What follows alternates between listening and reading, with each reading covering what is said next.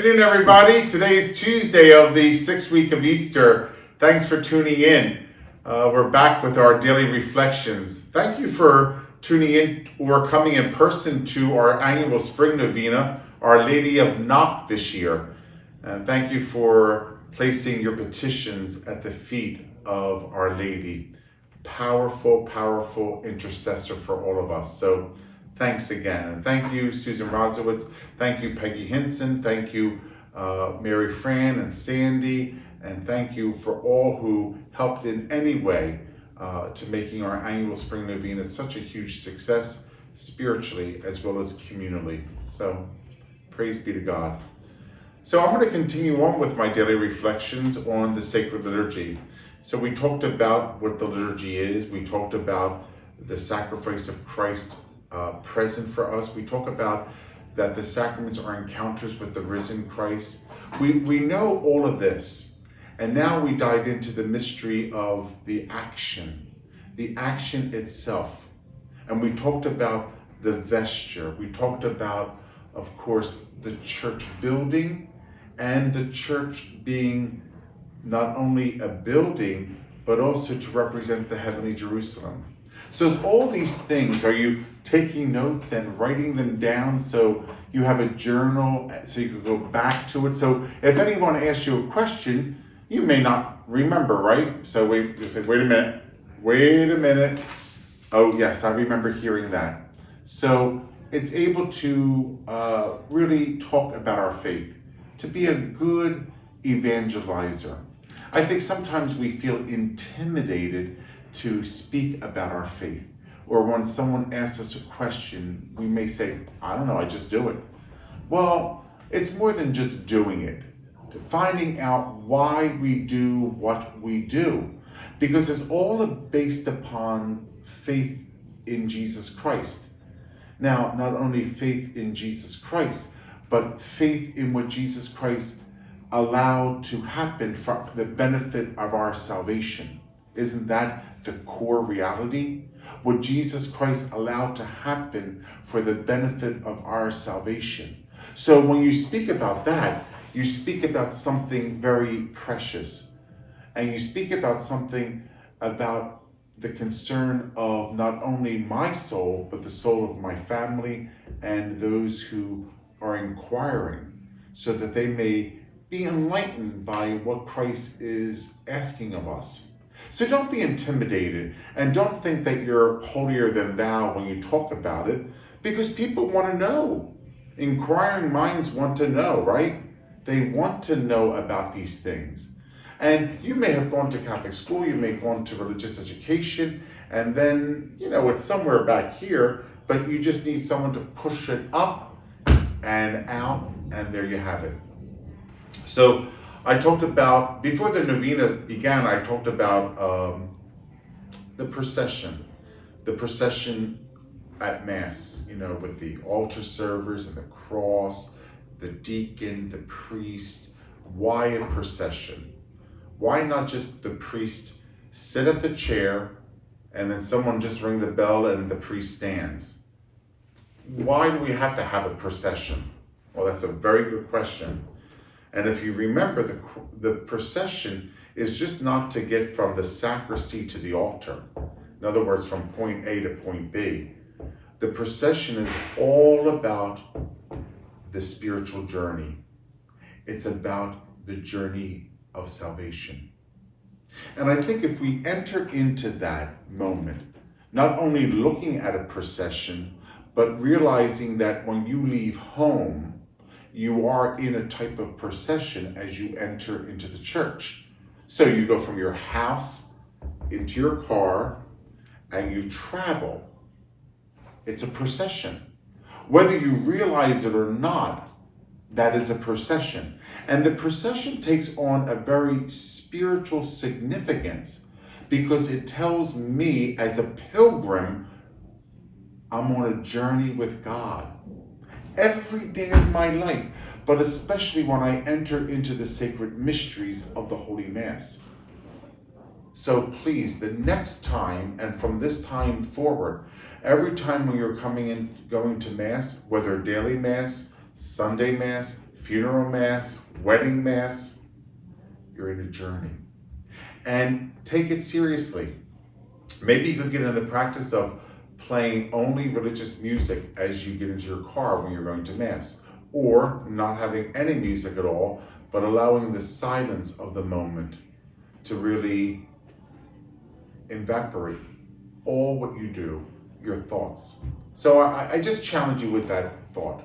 So the procession at Mass, when that bell rings, and I told you that the bell is the voice of God calling us to prayer, the procession begins with the cross, because the cross is everything. The cross has won our salvation because Jesus died on the cross. Not that the wood saved us, but that Jesus saved us. That's why Catholics around the world place the corpus of Christ on the cross, because we realize that it was the body of Christ on that cross that saved us, not just the cross.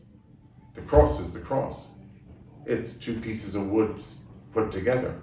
But once you say it's the body of Christ, that Christ saved us on that cross, you look upon it in a beautiful way. It's very what? Salvific. It saves. Christ saves us by dying on the cross. And so then the servers enter through the procession, and the deacon holds the book of the gospel. And he walks with the book of the gospel, because the gospel is our way of life. We're schooled in the gospel. Remember last night in my homily, I talked about being schooled in the gospel, how Nazareth was a home that they were schooled in the gospel. How beautiful is that?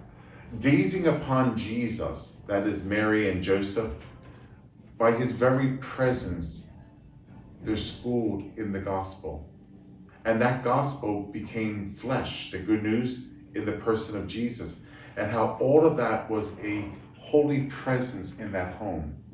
And how I said last night that has to be carried out into our homes, into our parish church, into our schools. That should be the core reality of why and what we are and who we are. So I want you to think about that, okay? And then the priest comes in. The priest comes in, of course, acting in the person of Christ. And he walks in the procession.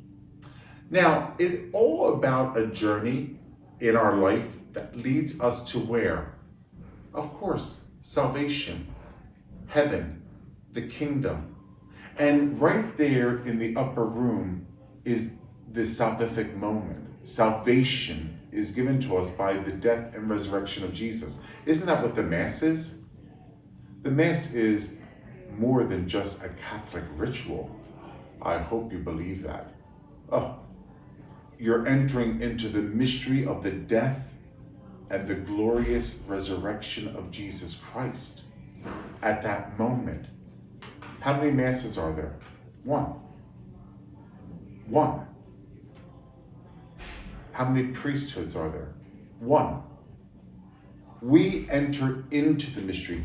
I enter into the mystery of Christ's priesthood, because Christ calls me to the reality of that priesthood. He asked me to act in his person. You are all called, and Christ calls you to enter into the mystery of the Mass. We have to enter into it with our mind, our heart, our very being. Now, does it take a little bit of time and effort? Sure. It takes a little bit of time. You have to know what you're doing and, prepare yourself for that. This is how we prepare ourselves for Mass. We come in the procession, because there is a gathering of the people in procession. Not formally, but there is a gathering in the procession of the people, as there is a gathering of the liturgical procession. But it's all connotating a journey in our own life as we continue to walk with God, and he leads us to salvation. So when we think of procession, I don't want you to think of point A to point B. I want you to think of a spiritual procession and the purpose of a spiritual procession.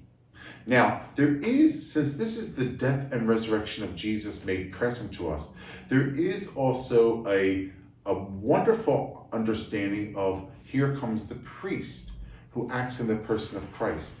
And if you understand that the Mass is the sacrifice of Christ's death on the cross, you'll understand that there he is being led to Pilate. He's going before Pilate, and how Pilate was on those steps, and how Jesus ascends there, and he's condemned by Pilate to then enter into the mystery of his own cross, death, and ultimate resurrection.